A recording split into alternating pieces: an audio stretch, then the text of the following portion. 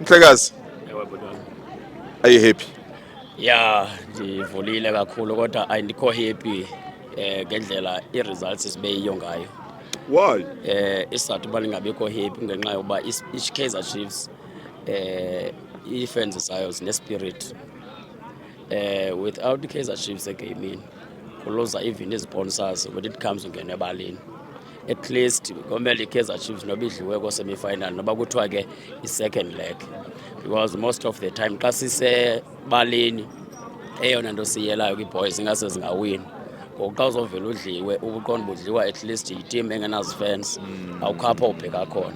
So ndizama ukuthi kubafo bethu abangasidrop ispirit sokulandela i-Kaizer Chiefs. I-Kaizer Chiefs itshintshile ngoku, ayiyo lesiyaziyo. Abanye babo baqhele ujonga ilose ube uqonda uba eyi noko le ndawo bakhusela kuyo yawo ndawo bakumele abakhusele kuyo because yavuza already. Naw ngoku ikhona ithemba elithi kuyabonakala iyadlala kakuhle, kudingeka bilungise phaa naphaya. Eyona nto indijabulisa into yokubana idlalisa iintwana ezincane. Iintwana ezincane zibonisa isakhono sayo because awukho apho iyakhona ngabantu abadala. Kwimetshi elandelayo kwisikhukhuna izawuwina i-Kaizer Chiefs, I promise you. So you reckon that the new style of introducing young players, the likes of giving chance to the likes of Vilakazi, you reckon that that is an ideal strategy and is going to resuscitate Kaizer Chiefs?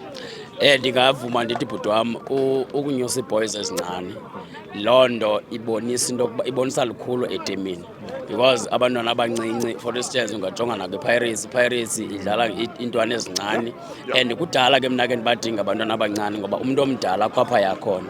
Umntana awujonganga uba makadlalele i-Kaizer Chiefs and Pirates ixesha elide, ujonge into yokubana aphume aye kwezinye iindawo ehanjiswa yi-football, but xa uzomhlalisa one ndawo uyambulala ikhariye yakhe.